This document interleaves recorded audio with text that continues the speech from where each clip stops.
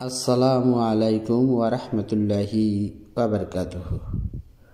সাল্লাল্লাহু আলা নবিয়িল উম্মি ওয়া আলিহি ওয়া সাল্লাল্লাহু আলাইহি ওয়া সাল্লামা সালাতা ওয়া সালামান আলাইকা ইয়া রাসূলুল্লাহ। সম্মানিত ঈমানদার মুমিন মুসলমান ভাই ও বোনেরা, তদবির দুনিয়া চ্যানেলে আপনাদেরকে স্বাগত জানাচ্ছি। আমি মোহাম্মদ রজব আলী। আজ আপনাদেরকে জানাবো হেরেজে আবু দুজানা বা নামা শরীফের আমল সম্পর্কে।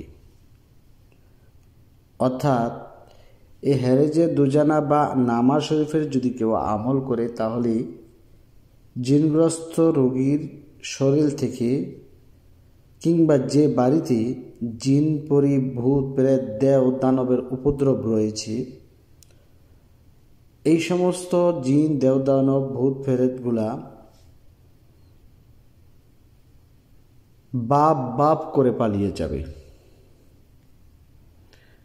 এখন আমরা সেই হেরেজে আবু দুজানা বা নামা শরীফের আমল সম্পর্কে আজ জানব।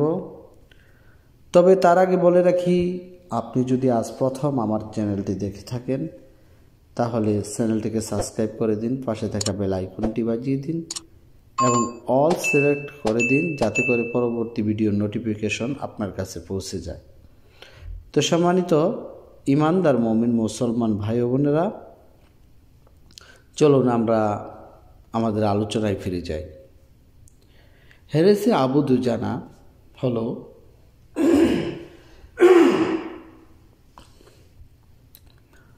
কোনো মানুষের উপর অথবা বাড়িঘরের উপর জিন ভূত দেও দানব ভূত প্রেতের উপদ্রব। আর এই উপদ্রব দেখা দিলে তাহলে আপনাকে যদি এই নামা শরীফের আমলটি করা যায়, আল্লাহর রহমতে জিনগ্রস্ত রোগী সুস্থ হবে। বাড়িঘর হতে ওই সমস্ত দুষ্ট জিন পরি ভূত প্রেত দেও দানব যত কিছু আছে, অপশক্তি যত আছে, সমস্ত কিছুর উপদ্রব বন্ধ হয়ে যাবে, বাপ বাপ করে পালিয়ে যাবে। এটি অত্যন্ত একটি পরীক্ষিত শক্তিশালী আমল। এই আমলটি যেভাবে করতে হবে, অর্থাৎ নামা শরীফের আমলটি আপনাকে যেভাবে করতে হবে, আপনাকে গভীর রাত্রে অর্থাৎ রাত দুপুর যখন হবে, তখন আপনাকে নিদ্রা থেকে জাগ্রত হয়ে ওযু গোসল করে পাক পবিত্র হয়ে নিতে হবে। তারপর আপনি জায়নামাজে দণ্ডায়মান হয়ে যান, 12 রাকাত তাহাজ্জুদ নামাজ আদায় করে নেন। এই 12 রাকাত তাহাজ্জুদ নামাজ আদায় করার পর এই জায়নামাজে বসেই 1000 বার এই দোয়াটি পাঠ করতে হবে। আপনার স্ক্রিনে দেখতে পাচ্ছেন দোয়াটি হচ্ছে আল্লাহুম্মা সাল্লি আলা মুহাম্মাদিন নাবিয়িল উম্মি ইলাল ইনসি ওয়াল জিন্নি ওয়াল আসওয়াদি ওয়াল আহমারি ওয়াল আকসারি ওয়াল আকবারি সাহিবিল কাউসারি ওয়া বারিক ওয়া সাল্লিম। এই দোয়াটি আপনারা 1000 বার পাঠ করবেন। তারপরে যা করতে হবে, নিচে যে নামা শরীফ আপনারা এখন দেখতে পাচ্ছেন, যে মূলত যেটা নামা শরীফের আমল, এই আমলটা যেভাবে করতে হবে 140 বার পাঠ করতে হবে এই নামা শরীফটা। এই নামা শরীফ যখন আপনি এটা পাঠ করবেন এবং কাগজে লিপিবদ্ধ করে নেবেন, এটা কাগজে জাফরান কালি দিয়ে লিখলে সবচেয়ে ভালো হয়। লিখে জিনগ্রস্ত রোগীর যে বালিশে শুয়ে থাকি, ওই বালিশের নিচে একদিন রেখে দিতে হবে। একদিন রাখার পরে ওই বালিশ থেকে ওই লেখাটা বার করে একটা মাদুলির মধ্যে ভরে নিতে হবে। তবে তামার তাবিজ হলে ভালো হয়। এই তামার তাবিজের মধ্যে পরে আপনাকে রোগীর হাতে অথবা গলায় ব্যবহার করতে হবে। আর যদি যে বাড়ির মধ্যে যদি জিনের উপদ্রব থেকে থাকে, তাহলে ঘরের বেড়ায় অথবা দেয়ালের মধ্যে এটাকে লটকিয়ে রাখতে হবে বা লাগিয়ে রাখতে হবে। এটা যে কোনো লোকই করতে পারবেন। এটা আমল ছাড়াও করা যায়, তবে আমল করলে ভালো, না করলে কোনো সমস্যা নেই। নামাজ শরীফটি যদি আমি একবার আপনাদেরকে পাঠ করে শোনাই। নামাজ শরীফটি হচ্ছে বিসমিল্লাহির রহমানির রহিম।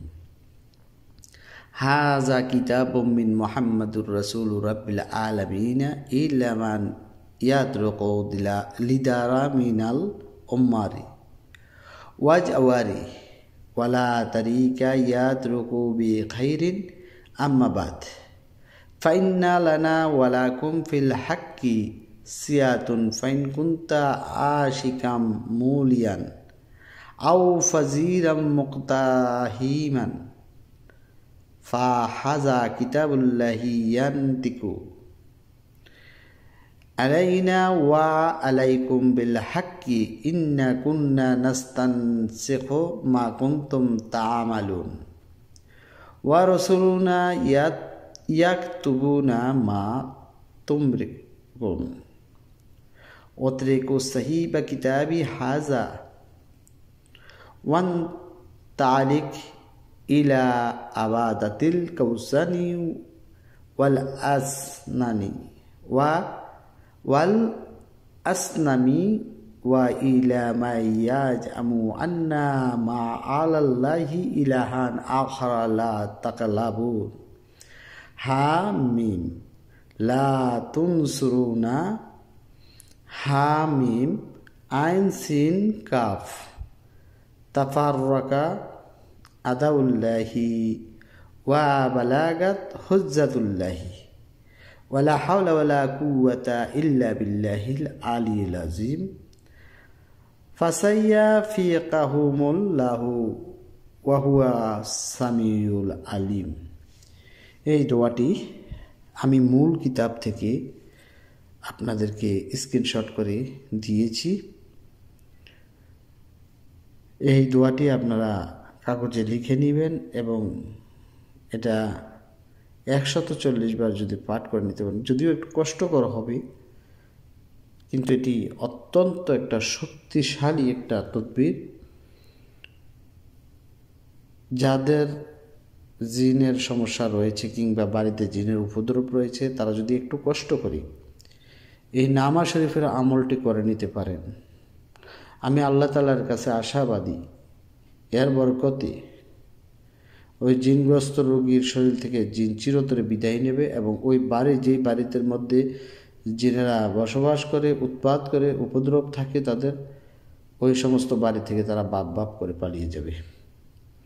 তো এই ছিল আজকের মতন। পরবর্তী সময় অন্য কোনো বিষয় নিয়ে আসবো। সে পর্যন্ত ভালো থাকুন, সুস্থ থাকুন। আসসালামু আলাইকুম ওয়া রাহমাতুল্লাহি ওয়া বারাকাতুহু।